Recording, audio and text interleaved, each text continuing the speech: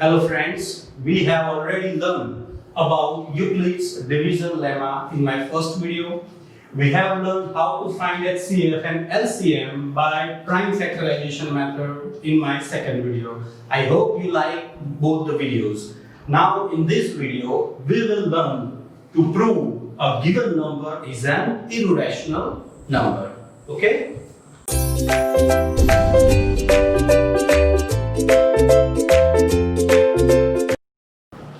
Now, in this video, we will learn how to prove that root 5 is an irrational number. Now, it is very easy, friends. We have to imagine that root 5 is not an irrational number, that is, it is a rational number. So, I will assume that root 5 is a rational number. Now what we will do, we have assumed that root 5 is a rational number and we will prove that this our assumption is wrong and hence it will be an irrational number. Now first I have assumed that root 5 is a rational number. Now as we know that any rational number can be written in form of p by q. I will write root 5 as p by q because any rational number can be written in form of p by q, where p and q are co-prime numbers. Now friends, what is the meaning of co-prime numbers? Co-prime numbers, that means the two numbers which does not have any common factor in them. For example, 8 and 9. They are called co-prime because they do not have any common factor in them. Here we will also write that p and q are rational numbers where q must not be 0, right? Where q must not be 0. So I have written that root 5 is equal to p by q, where p and q are co-prime numbers and p and q are rational number and q must not be 0. So now I will do cross multiplication. If nothing is there below root 5, I can write it as 1. So now if I cross multiply it, it will be p is equal to root 5 into q. Now to remove any square root, we have to take square on both the sides. So I will take square on both the sides. So I have p square and that is equal to root 5q whole square. Okay. Now the square of p, that is p square, the square of root 5 will be 5 and that of q will be q square. Now we know that the square of any number which is given in square root will be the number itself. You have to remember this. Square of any number which is given in a square root sign will the number itself. Now we have here p square is equal to 5q square. Now as we have learned in Euclid's division lemma, if a is equal to bq plus 0, bq plus 0 because 0 is remainder and hence I can say that b is factor of a. So here I can say that 5 is factor of p square. Right? We can write that 5 is a factor of p square. And as 5 is a factor of p square, I can say that 5 is also a factor of p. We can say that 5 is also a factor of p because p square that is equal to p into p. So if any number is divisible by p square, then it must be divisible by p. That is the simple logic. So here I have written that 5 is also a factor of p. That is equation number 1.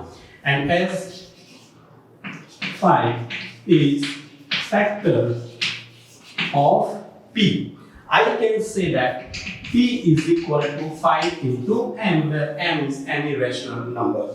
Okay, I have written here 5 is a factor of p. So I can write that p is equal to 5m plus 0 as 5 is a factor of p.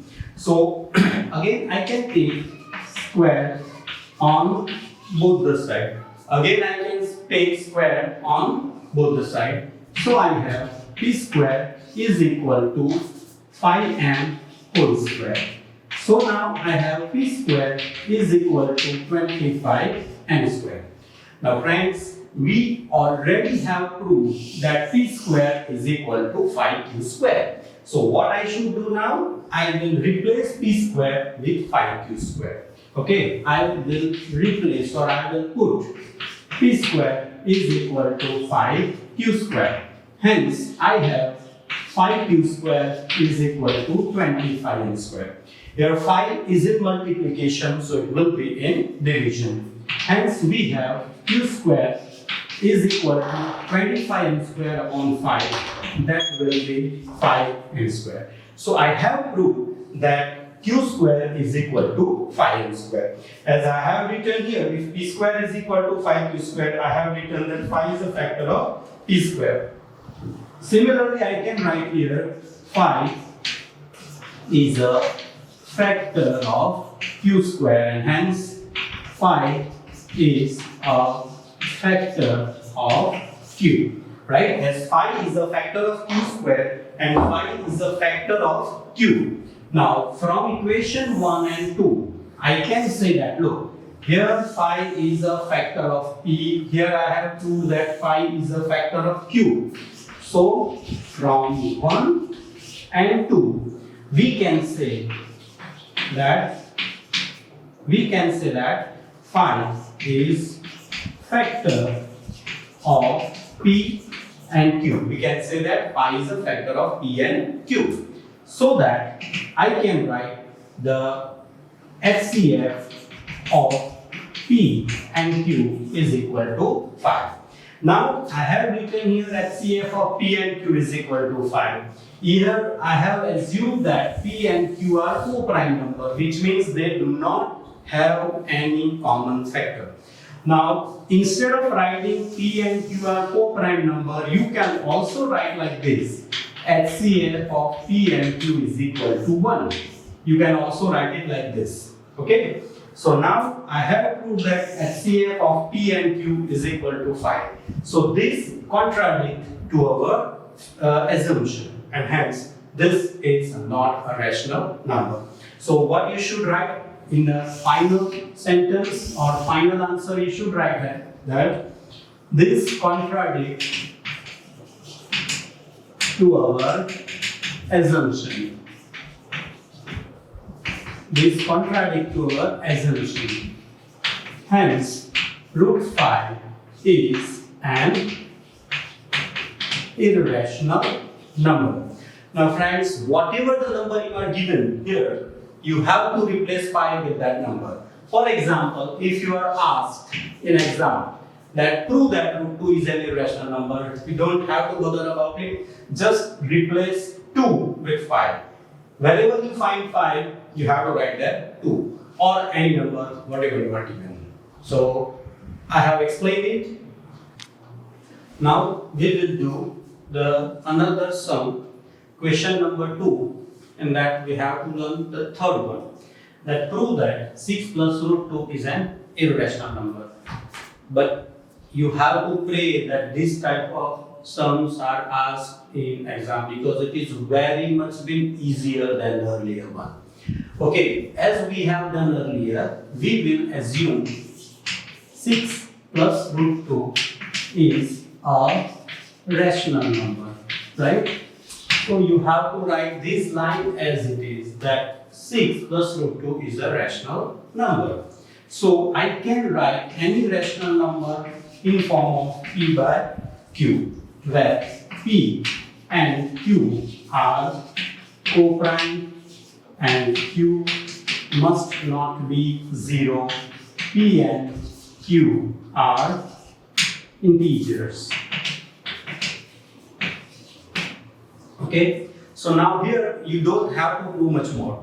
You just have to convert this equation in form of root 2. That means you have to take 6 on right side.